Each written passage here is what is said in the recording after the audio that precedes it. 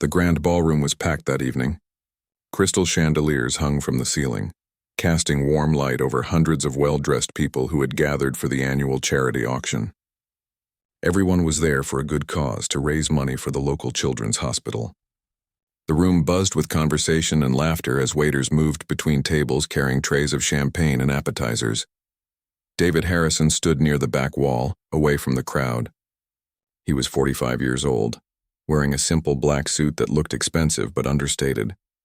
His gray hair was neatly combed, and his face carried the kind of tired lines that come from years of hard work and not enough sleep. In his hands he clutched a small photograph, the edges worn soft from being handled too many times. He had been to plenty of these charity events before. As someone who had built a successful software company from nothing, people expected him to show up and write big checks. Usually he did just that, stayed for an hour, made his donation, and left quietly.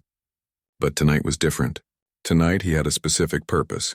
The auctioneer, a tall man with a booming voice and too much energy, was working the crowd like a seasoned professional. So far they had auctioned off vacation packages, signed sports memorabilia, and even a vintage car. The money was flowing and everyone seemed to be having a great time. David watched it all from his corner, waiting. Then came the moment he had been anticipating. The auctioneer's voice rose with enthusiasm as he announced the next item. A date package auction. Local volunteers had agreed to go on dinner dates with the highest bidders, and all the money would go straight to the children's hospital. It was meant to be fun and lighthearted, a way to get people to donate while enjoying themselves. The first few auctions went exactly as expected. A handsome young doctor went for $8,000 to a blushing woman in her 30s. A local news anchor brought in $12,000. The crowd was loving it, shouting out bids and laughing at the playful competition. David felt his heart beating faster. He unclenched his hand and looked down at the photograph one more time. The image showed a young woman in hospital scrubs, probably in her late 20s, holding a tiny baby wrapped in white blankets. The photo was old, the colors slightly faded, but the woman's gentle smile was still clear. He took a deep breath and raised his bidding paddle. The auctioneer noticed immediately. "Yes, we have a bid from the gentleman in the back." "Welcome, sir. Are you interested in our next volunteer?" David's voice was steady but loud enough for everyone to hear. "I'd like to make a bid, but I have a specific request." The room didn't exactly go quiet, but the noise level dropped. People turned in their seats to see who was talking. The auctioneer looked intrigued, probably thinking this was going to be some kind of generous offer. "What kind of request, sir?" the auctioneer asked, his professional smile firmly in place. David felt every eye in the room on him. "I'll make a substantial donation, but I need the volunteer to be a woman who's around 60 years old, maybe a bit older." For a moment, absolutely nothing happened. Then someone near the front laughed. Not a polite chuckle, but a genuine laugh of disbelief. That seemed to break whatever spell had held the room. And suddenly people were whispering to each other, some laughing, some looking confused. A woman in a designer dress turned to her companion and said, loud enough for half the room to hear, "Did he really just say that? Is this some kind of joke?" Another voice chimed in. "Maybe he's looking for his mother?" More laughter rippled through the crowd. The auctioneer's smile faltered for just a second before he recovered. "I'm sorry, sir, could you repeat that? I want to make sure I understood correctly." David kept his paddle raised. "I'm serious. I'll donate $50,000 to the hospital, but only if I can have dinner with a woman around 60 years old. That's my only condition." $50,000. That amount got people's attention. The laughter died down a bit, replaced by confused muttering. People were trying to figure out what was happening. Was this man crazy? Was he pulling some kind of stunt?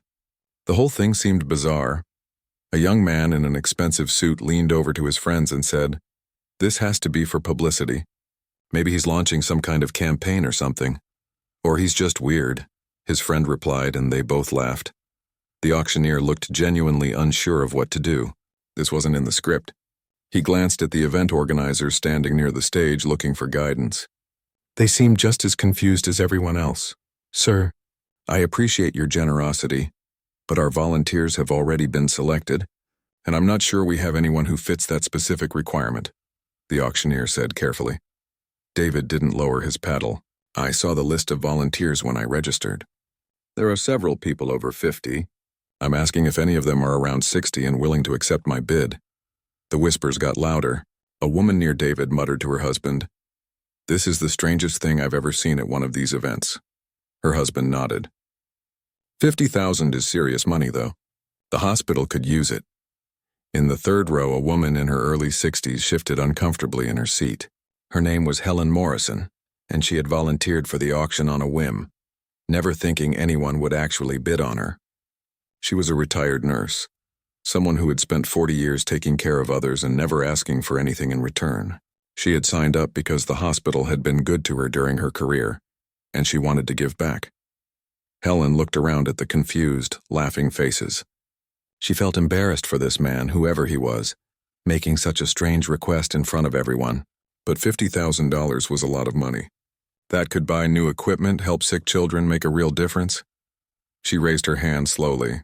Her voice was quiet, almost lost in the noise of the room. "I'm 62. I volunteered for the auction." The auctioneer squinted, trying to see who had spoken. "I'm sorry, ma'am, could you stand up?" Helen stood, feeling her face flush red.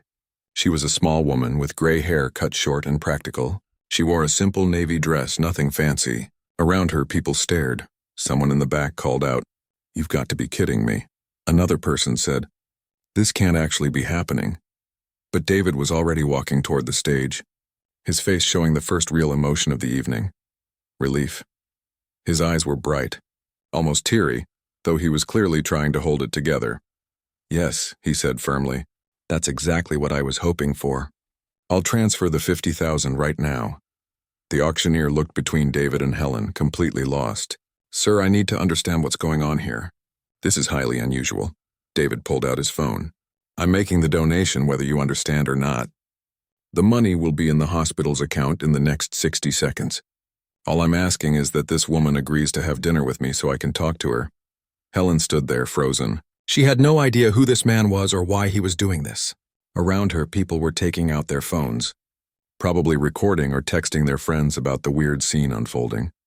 A man in a tuxedo stood up and called out, "Somebody better explain what's happening, or this is going to end up all over social media as some kind of scam." The event organizer, a nervous-looking woman in her 40s, hurried over to Helen. "Mrs. Morrison, you don't have to do this if you're uncomfortable. We can refuse the donation." Helen looked at the woman, then at David, who was still standing there with his phone out waiting. There was something in his eyes. Not anything creepy or strange, but something desperate and sad and hopeful all at once. "The children's hospital needs the money," Helen said quietly. "If having dinner with me helps sick children, then I'll do it." The room erupted in noise again. Some people were applauding, though it was unclear if they were clapping for Helen's sacrifice or just relieved that the weird situation was resolved. Others were still laughing and shaking their heads. David's phone buzzed. He showed the screen to the auctioneer. "The transfer is complete. $50,000. The auctioneer, clearly ready for this moment to be over, raised his gavel. "Well, ladies and gentlemen, we have a very unique auction result. Mr. Harrison has donated $50,000 for a dinner date with Mrs. Helen Morrison. Let's give them both a round of applause." The applause was scattered and confused. Most people were still trying to figure out what they had just witnessed. As David walked toward Helen, cameras flashed. People crowded closer, wanting to hear what he would say to her, but he just extended his hand politely. "Thank you," he said simply. "You have no idea what this means to me." Helen shook his hand, feeling completely bewildered. "I don't understand any of this." "I know," David said, "but I promise I'll explain everything." "Can we have dinner this Friday?" Helen nodded slowly. What else could she do? She had just agreed in front of hundreds of people.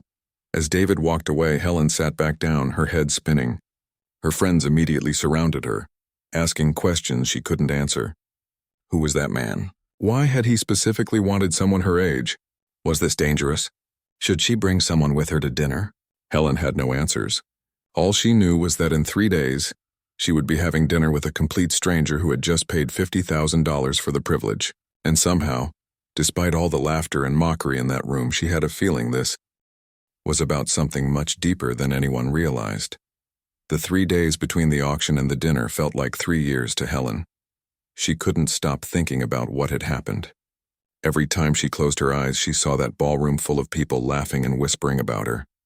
She replayed the moment over and over, trying to make sense of it. Her daughter called the morning after the auction, frantic. "Mom, you're all over Facebook. Someone posted a video. What were you thinking?" Helen sat at her kitchen table with her morning coffee, feeling tired. "I was thinking about sick children who need help. That's all. But Mom, you don't know this man. He could be dangerous. He could be crazy. He paid $50,000 to charity, dear. I don't think crazy people do that." But even as she said it, Helen wasn't entirely sure. The whole thing was strange. Why would anyone specifically request a 60-year-old woman? She had spent 2 nights barely sleeping, her mind running through possibilities. Was he trying to embarrass her? Was this part of some reality show? Had someone put him up to it as a prank? She thought about canceling. Several times she picked up her phone to call the event organizers and tell them she had changed her mind, but something stopped her each time. Maybe it was curiosity. Maybe it was the look she had seen in his eyes, that mix of hope and sadness.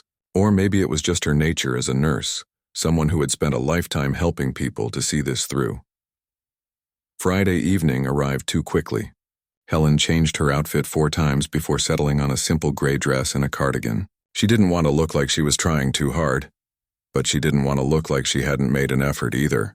At 62, she had long stopped worrying too much about her appearance, but tonight felt different. The restaurant he had chosen was nice, but not over the top. It was the kind of place where people went for special occasions, but where you wouldn't feel out of place in regular clothes. Helen arrived 10 minutes early, something she had done her whole life. Being late made her anxious.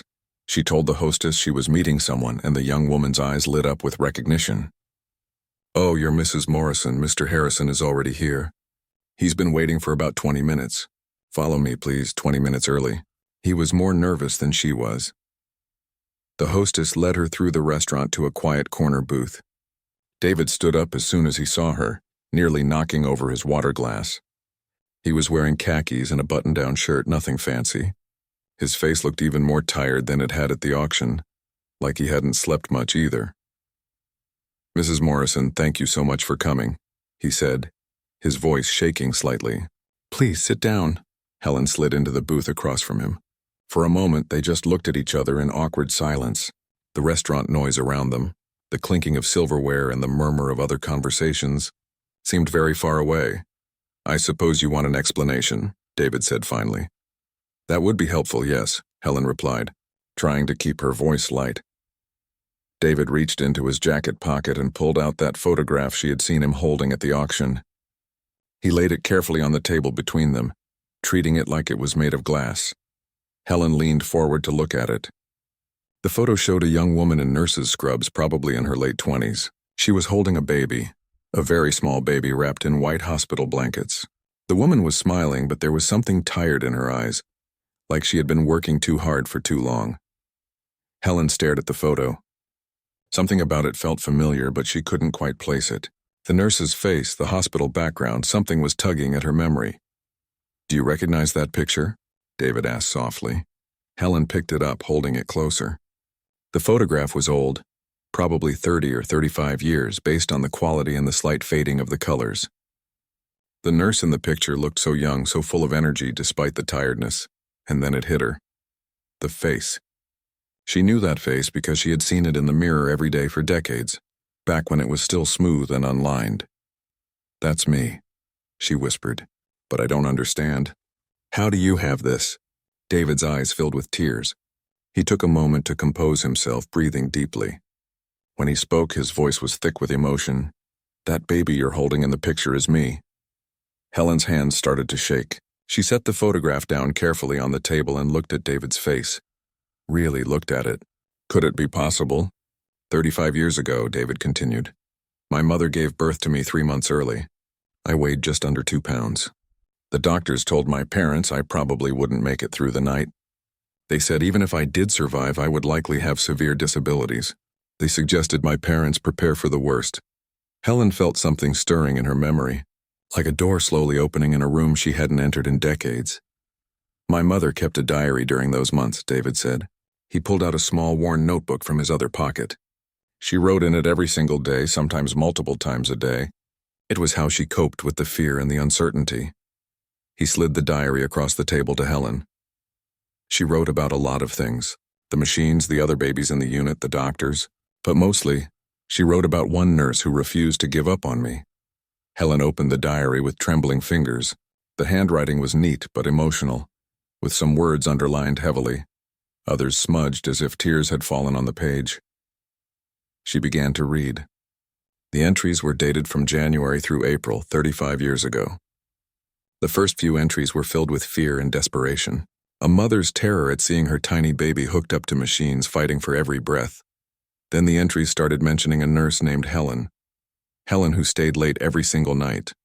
Helen who sang soft songs to the baby when no one else was around. Helen who adjusted his position every hour to prevent bed sores. Helen who fought with doctors when they suggested it was time to let nature take its course. The memories came flooding back. Helen remembered now. The tiny baby boy so small he could fit in one hand. She had seen hundreds of premature babies in her career. But something about this one had affected her differently. Maybe it was the way his parents looked so lost and scared. Maybe it was how hard he fought, even when his tiny body seemed too weak to keep going. She had stayed late so many nights. Her own children had been teenagers then, old enough to take care of themselves for a few hours. Her husband had been understanding, knowing how much her work meant to her. She had poured everything into keeping that baby alive. "I remember you," Helen said, her voice barely above a whisper. "You were so small. We called you David, but your parents hadn't officially named you yet because they were afraid you wouldn't make it." David wiped his eyes. "They named me David after 3 weeks when you told them I was going to survive. You said I was a fighter, and they should give me a name to fight for." Helen didn't remember saying that specifically, but it sounded like something she would have said. She had always believed in the power of hope, of treating every baby like they were going to make it. "How did you find me?" Helen asked. "After all these years?" "My mother passed away 2 years ago," David said, his voice cracking. "Cancer. Before she died, she made me promise to find you and thank you. She said you saved my life, and she never got to properly thank you because you left the hospital before I was discharged." Helen nodded slowly. She had left that hospital shortly after his case. It hadn't been because of him, just a job opportunity at another facility closer to her home. She had thought about him over the years, wondering if he had made it, hoping he had grown up healthy and strong. "I spent 18 months searching for you," David continued. "It wasn't easy. You had a different last name back then before you got married. The hospital had limited records from that long ago. But I finally tracked you down through retirement records and mutual contacts from the hospital." He smiled, a real smile this time. "When I found out you had volunteered for the charity auction, I couldn't believe my luck. It seemed like fate." Helen was crying now, tears running down her cheeks. "I thought you were making fun of me," she admitted. "When you asked for someone my age, I thought it was some kind of joke." "I know," David said. "I'm sorry for that. I didn't know how else to find you at the event without it being weird. And I needed to make a big enough statement that you would agree to meet me." They sat in silence for a moment, both of them crying, both of them overwhelmed by the weight of this reunion. The waitress came by and saw them both in tears. She looked concerned. "Is everything okay here?" David laughed through his tears. "Everything is perfect. We're just having a very emotional reunion." The waitress smiled uncertainly and left them alone. Helen looked at the photograph again, at the young woman she used to be, holding that tiny baby who had grown into the man sitting across from her. "You know," she said, her voice steadier now, "I never thought I made that much of a difference. It was just my job. I did it for hundreds of babies." "But you didn't just do your job," David said. "According to my mother's diary, you went far beyond that. You stayed when your shift ended. You came in on your days off to check on me.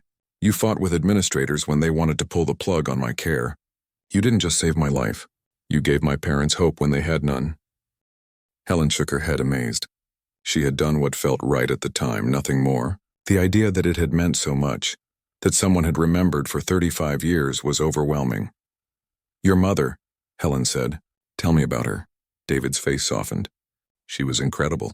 Strong, kind, funny. She raised me to work hard and care about others. She built a successful career as a teacher, and she never let me forget how lucky I was to be alive." "Did she have a good life?" "She had a great life," David said. "She got to see me graduate college, start my business, succeed. The only thing she regretted was never getting to thank you properly." Helen reached across the table and took David's hand. She thanked me by raising you to be the kind of man who would spend 18 months searching for an old nurse and donate $50,000 just to say thank you. That's the best thank you I could ever receive. They finally ordered food, though neither of them was very hungry. They spent the next 2 hours talking. David told her about his life, his business, his successes and failures. Helen told him about her career, her family, her retirement. It felt natural, comfortable, like they were old friends catching up rather than strangers meeting for the first time. As the evening wound down and they prepared to leave, David said, "This doesn't have to be the last time we meet, does it? I mean, if you're comfortable with it, I'd like to stay in touch." Helen smiled. "I'd like that very much." They exchanged phone numbers and David walked her to her car. Before she got in, he hugged her tightly. "Thank you," he whispered, "for everything, for saving my life and for giving me this chance to say thank you." Helen hugged him back, this man who had once been a tiny, fragile baby in her care. "You don't need to thank me, David. Seeing you healthy and happy is thanks enough." As Helen drove home that night, she felt lighter than she had in years. All those people who had laughed at the auction, who had thought David's request was strange or crazy, they had no idea. They couldn't have understood the beautiful story behind that unusual moment. Sometimes, she thought, the most meaningful connections in life look strange from the outside. Sometimes what appears foolish to others is actually the most important thing in the world. She looked forward to seeing David again, to building a friendship with this man whose life had intersected with hers so profoundly 35 years ago. The auction had brought them together, but this was just the beginning of their story. The story should have ended there with a touching reunion and a promise to stay in touch. But life has a way of taking simple moments and turning them into something much bigger. 2 days after the dinner, Helen's phone started ringing constantly. First it was her children, then her former co-workers, then people she hadn't spoken to in years. Someone at the restaurant had recognized David and Helen from the viral auction video. They had taken a photo of them crying together at dinner and posted it online with a caption asking what was going on. The photo spread quickly. People who had seen the original auction video were now desperate to know the rest of the story. Why had this successful businessman specifically requested an older woman? Why were they both crying at dinner? The internet loves a mystery, and this was a good one. A local news reporter tracked down Helen's phone number. "Mrs. Morrison, I'm calling about the charity auction. People are very curious about your dinner with Mr. Harrison. Would you be willing to share your story?" Helen's first instinct was to say no. She was a private person, someone who had spent her life working quietly behind the scenes. The idea of being on television made her uncomfortable. But then she thought about David, about his mother's wish that he find her and say thank you. Maybe there was value in sharing this story. Maybe it could inspire others or remind people about the importance of kindness. She called David before making any decisions. "There's a reporter asking about us. I wanted to check with you before I said anything." David was quiet for a moment. "It's your story too, Helen. Whatever you're comfortable with is fine with me. But I'll admit, part of me thinks sharing it might honor my mother's memory. She would have loved for people to know what you did." That settled it. Helen agreed to a short interview with the local news station. She kept it simple, explaining about the premature baby she had cared for 35 years ago, about the diary entries, about David's search to find her and thank her. The interview aired that evening during the local news. Helen watched it at home with her daughter, feeling embarrassed at seeing herself on television. But the response was immediate and overwhelming. By the next morning, the story had been picked up by national news outlets. Helen's phone rang so many times she had to turn it off. Her email inbox filled with hundreds of messages from people sharing their own stories about nurses who had made a difference in their lives or their children's lives. One message was from a woman whose son had been born premature 15 years ago. She wrote about a nurse who had stayed by her side through the worst night of her life, holding her hand and telling her everything would be okay. "I never got to thank her properly," the woman wrote. "Your story inspired me to find her. Thank you." Another message came from a man who had been in a terrible accident 20 years ago. A nurse had visited him every day during his recovery, encouraging him when he wanted to give up on physical therapy. "I named my daughter after her," he wrote, "but I never told the nurse. I'm going to find her and tell her now." The messages kept coming. Hundreds of them, then thousands. People were inspired by the story, touched by the idea that small acts of kindness could echo through decades. David called Helen a week after the news story aired. "Have you been following the response online?" "I've seen some of it," Helen admitted. "It's overwhelming." "There's something I've been thinking about," David said. "All these messages from people talking about nurses who changed their lives. It made me realize something. Nurses don't get nearly enough recognition for what they do. They work incredible hours, deal with life and death situations, and most of them never get thanked properly." Helen had thought the same thing many times during her career. Nurses were the backbone of healthcare, but they often worked in the shadows while doctors got most of the credit and glory. "What if we could do something about that?" David continued. "I've been thinking about starting a foundation, something to support nurses, especially those working in intensive care units and with premature babies. Scholarships, grants, recognition programs, mental health support. All the things nurses need but rarely get." Helen felt her heart skip. "That's a beautiful idea, David. I want you to be part of it," he said. "Actually, I want you to run it. You know what nurses need better than anyone." "David, I'm retired. I'm 62 years old." "Exactly. You have decades of experience and wisdom. You know the challenges nurses face. And your story is already inspiring people. Who better to lead something like this?" Helen thought about it. Retirement had been nice, but if she was honest, she sometimes felt a bit lost. She missed the sense of purpose that came from helping others. This could be a way to continue making a difference, even if she was no longer working at a patient's bedside. "Let me think about it," she said. She didn't need long to think. 2 days later, she called David back and said yes. They started planning immediately. David put up $5 million to establish what they decided to call the Eleanor Foundation, named after David's mother. It felt right to honor the woman whose diary had preserved Helen's story, and whose dying wish had brought them together. Finding office space, hiring staff, setting up the legal structure, all of it took months. Helen threw herself into the work with the same energy she had once brought to nursing. She reached out to nurses she had worked with over the years, asking them what kind of support would mean the most. The answers were consistent: recognition, financial help for continuing education, and mental health resources. Too many nurses burned out, struggling with the emotional weight of watching patients suffer and die. Too many couldn't afford to pursue advanced degrees that would help them provide even better care. And almost none of them received the public acknowledgement they deserved for their dedication. The foundation started small. They gave out 10 scholarships in the first year, each worth $10,000 to nurses pursuing advanced degrees. They also started a recognition program, asking hospitals to nominate nurses who had gone above and beyond in their care. The response was immediate and enthusiastic. Hospitals from across the region nominated nurses, sharing stories that were remarkably similar to Helen's story with David. Nurses who stayed late to comfort frightened families. Nurses who used their own money to buy supplies when budgets ran short. Nurses who advocated fiercely for patients when no one else would. The first award ceremony was held on a Saturday afternoon at a local hotel. Helen had expected maybe 50 people to show up. Instead, over 200 packed the room. Nurses, their families, hospital administrators, and community members all came to celebrate. 10 nurses received recognition that day, each one honored for their exceptional dedication.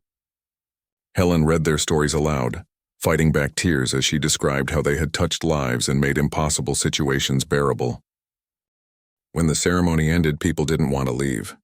They stood around talking, sharing more stories, connecting with each other. A young nurse approached Helen with tears streaming down her face. "I was thinking about quitting," the nurse said. "The work is so hard and I never feel like anyone notices or cares. But seeing all these people celebrating nurses, it reminded me why I started doing this in the first place." "Thank you." Helen hugged her tightly.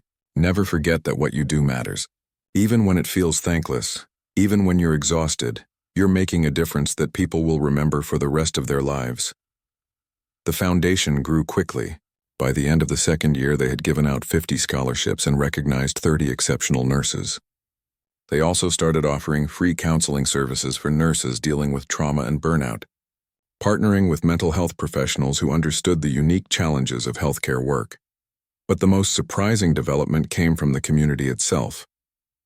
People who had been inspired by Helen and David's story started reaching out, asking how they could help. Donations poured in from individuals who wanted to honor nurses who had helped them or their families. One man donated $100,000 in memory of the nurse who had held his wife's hand when she died, making sure she wasn't alone. A woman gave $50,000 to honor the nurse who had taught her how to care for her disabled son at home, giving her family years of precious time together they wouldn't have had otherwise. The foundation became something bigger than Helen or David had ever imagined. It became a movement, a way for people to say thank you to the nurses who had touched their lives but whom they had never properly acknowledged. David stayed involved but let Helen run the day-to-day operations. She was brilliant at it, understanding exactly what nurses needed and how to provide it. She hired a small staff, mostly retired nurses who wanted to continue making a difference, and together they built something truly special. 3 years after that viral auction video, the foundation held its biggest event yet. They invited nurses from across the country, along with the families whose lives they had touched. The hotel ballroom, the same one where the original auction had taken place, was packed with nearly 500 people.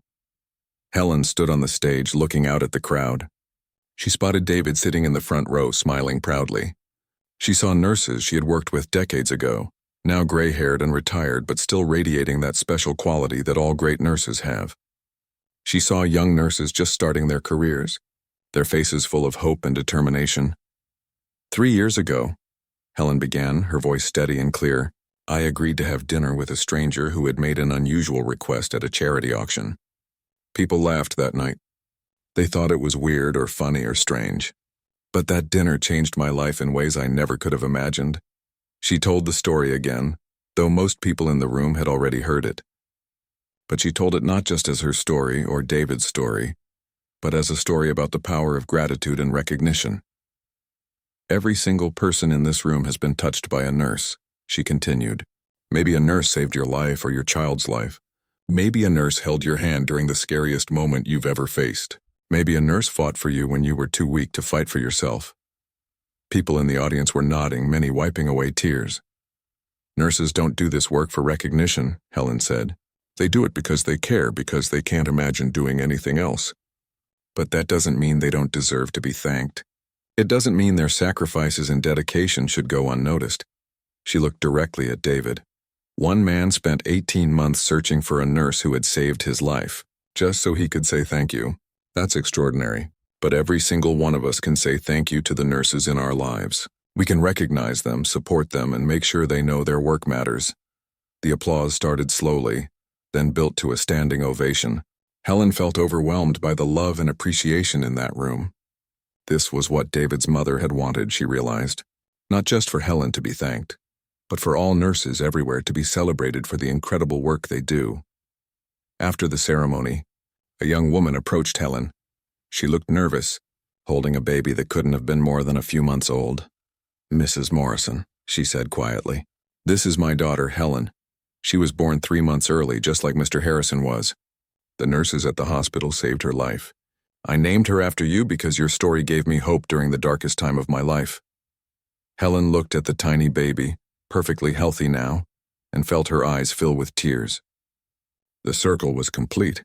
She had saved a baby who grew up to honor her, and now her story was giving hope to a new generation of parents facing the same fears. She gently touched the baby's soft cheek. She's beautiful, Helen whispered, and she's lucky to have a mother who understands the value of gratitude. That night, as Helen drove home, she thought about how strange life could be. A simple act of kindness 35 years ago had created ripples that were still spreading. One premature baby had become a successful man who was now helping thousands of nurses receive the recognition they deserved. She thought about all the people who had laughed at the auction, who had thought David's request was ridiculous or crazy. They had no idea they were witnessing the beginning of something beautiful. Sometimes the most meaningful moments in life look foolish to outsiders. Sometimes what seems strange is actually the most important thing happening in the room. Helen smiled to herself. She had gone to that auction thinking she was just supporting a good cause. She had never imagined she would end up running a foundation, being celebrated on the news, or reconnecting with a life she had saved decades ago. But that's how life works sometimes. One small yes, one willingness to step outside your comfort zone, can change everything. Not just for you, but for thousands of others whose lives you touch along the way. The foundation's success brought unexpected challenges. As word spread about the Eleanor Foundation, Helen and David found themselves dealing with more requests than they could handle. Nurses from across the country were applying for scholarships. Hospitals wanted to partner with them. Families were reaching out to share their stories and make donations. It was wonderful and overwhelming at the same time. Helen found herself working longer hours than she had even during her nursing career. She arrived at the foundation office at 7 in the morning and often didn't leave until 7 at night. David noticed and worried about her. "You're going to burn yourself out," he told her one afternoon when he stopped by the office. "That's exactly what we're trying to prevent with nurses, and here you are doing it to yourself." Helen looked up from the stack of scholarship applications on her desk. "There are just so many deserving people, David. Every application I read is someone with an incredible story, someone who could do so much good if they just had a little financial support." "I know," David said gently, "but we can't help everyone. We need to be strategic about this or we'll exhaust ourselves and the foundation will collapse." He was right, of course. They needed to hire more staff and develop better systems. They needed to expand their funding so they could help more people. They needed to think bigger. That's when David proposed an idea that seemed crazy at first. What if we did a major fundraising campaign? Not just asking for small donations, but really going after big money. Corporate sponsors, wealthy donors, maybe even some celebrity endorsements. Helen felt uncertain. "That sounds like it would change the whole nature of what we're doing." This foundation started with a personal story. Will people still care if it becomes some big corporate thing? The personal story is what will make it work, David argued. People connect with authenticity. Your story, my story, the stories of all the nurses we've helped. That's what will inspire people to give. We just need to share it more widely. They decided to try. David used his business connections to set up meetings with potential major donors. Helen agreed to do more interviews, sharing the foundation's work with newspapers, magazines, and television programs. The response was bigger than they had expected. A major healthcare company donated $500,000. A famous actor whose life had been saved by nurses pledged to become a spokesperson for the foundation. Small donations continued to pour in from regular people who had been touched by nurses in their own lives. Within a year, the foundation's budget had grown from $5 million to nearly $20 million. They were able to expand dramatically, offering hundreds of scholarships instead of dozens, recognizing nurses in every state, and providing mental health support to thousands of healthcare workers. But with growth came criticism. Not everyone was happy about the foundation's success. An article appeared in a medical journal, questioning whether the Eleanor Foundation was really the best use of charitable dollars. While supporting individual nurses is admirable, the article stated, systemic problems in healthcare require systemic solutions. Individual scholarships and recognition programs don't address issues like understaffing, low wages, and poor working conditions that affect all nurses. Helen read the article and felt defensive at first. But then she realized the critics had a point.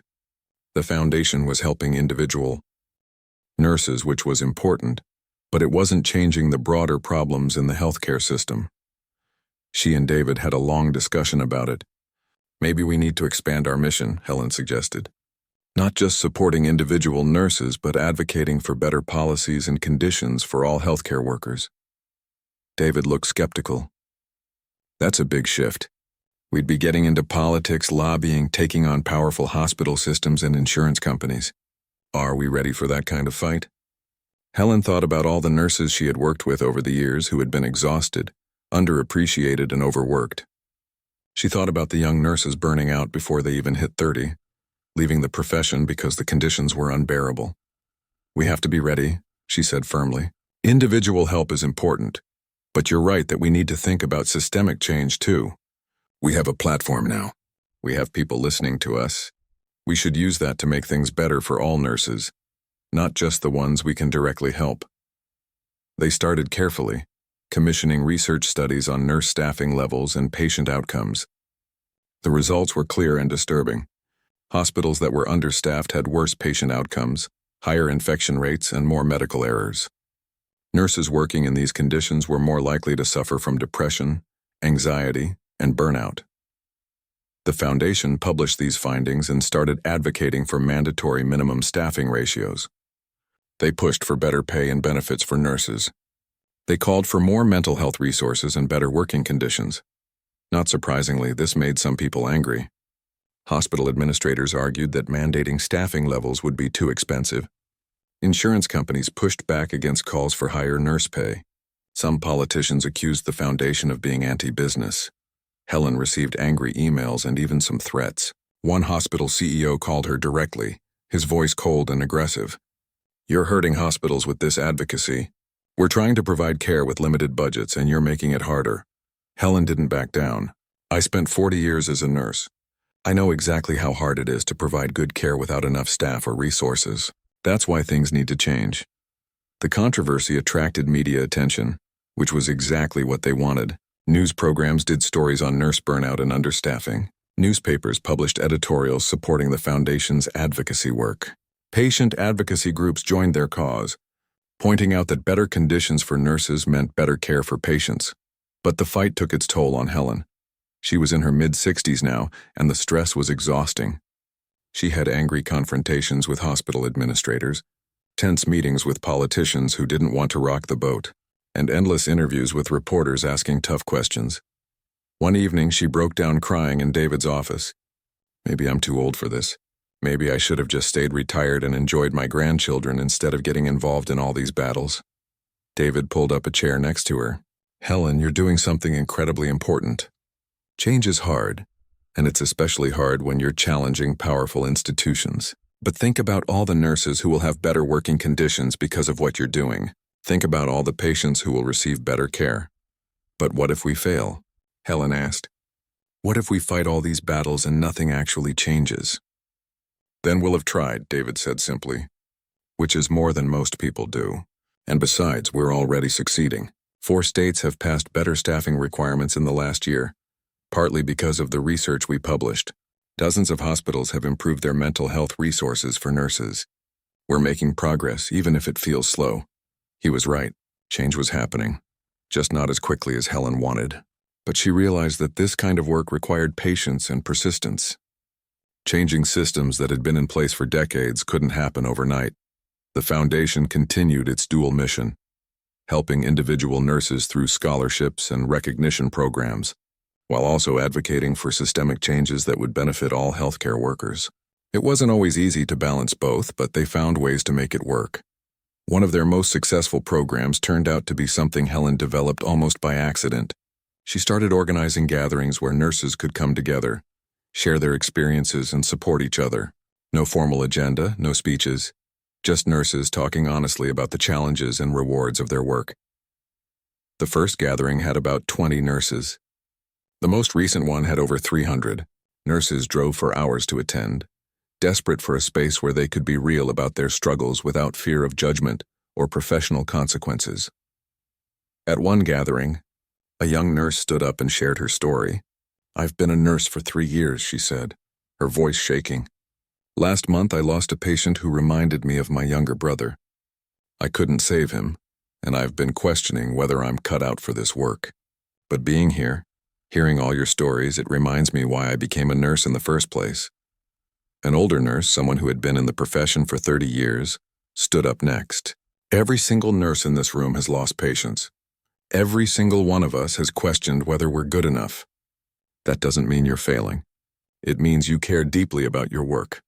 The day you stop questioning yourself is the day you should probably quit, because it means you've stopped caring." The room erupted in applause and tears. This was what nurses needed, Helen realized. Not just money or recognition, though those were important. They needed community, support, and the knowledge that they weren't alone in their struggles. The foundation started facilitating these gatherings regularly in cities across the country. They also developed an online platform where nurses could connect, share resources, and support each other. The response was overwhelming. Within 6 months, over 10,000 nurses had joined the online community. Meanwhile, David's role in the foundation had evolved. While Helen focused on the programs and advocacy work, David handled the business side, ensuring they had the funding and organizational structure to sustain their growth. He was brilliant at it, using his business experience to build a stable, well-run organization But he also stayed connected to the personal mission that had started everything. He regularly attended the scholarship award ceremonies, shaking hands with each recipient and hearing their stories. He visited hospitals to meet nurses and learn about their challenges firsthand. He never forgot that this whole foundation existed because one nurse had refused to give up on a tiny, premature baby 35 years ago. On the 5th anniversary of the foundation, they held a major celebration.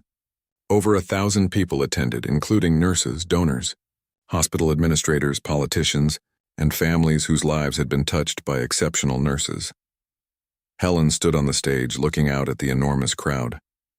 She thought about that night 5 years ago at the charity auction, when people had laughed at David's unusual request. She thought about how nervous she had been to have dinner with a stranger. She thought about how close she had come to saying no to all of this. 5 years ago, Helen said into the microphone, I thought I was done with my nursing career. I thought I had made whatever contribution I was going to make and it was time to rest. But life had other plans. She told the story again even though many people in the audience had heard it before. But she told it differently this time, focusing not just on the past but on what it had led to. We've given out over 500 scholarships in 5 years. We've recognized thousands of exceptional nurses. We've helped pass better staffing laws in 7 states.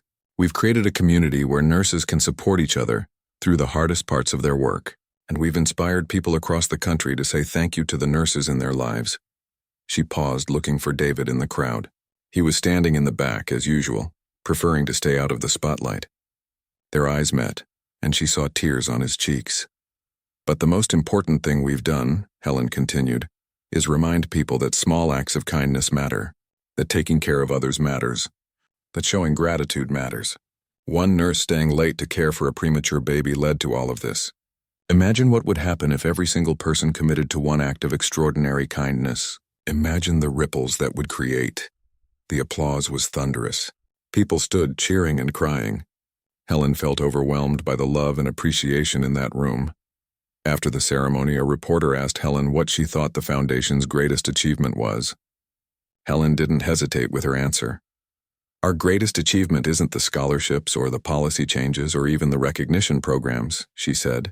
It's reminding people that healthcare workers are human beings who deserve support, appreciation, and respect. It's changing the conversation about how we value the people who take care of us when we're at our most vulnerable. That's what will last long after I'm gone. The reporter followed up.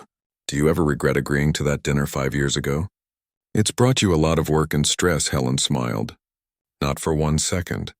This work has given my retirement more meaning than I ever could have imagined. I get to spend my days supporting people who dedicate their lives to caring for others. How could I regret that?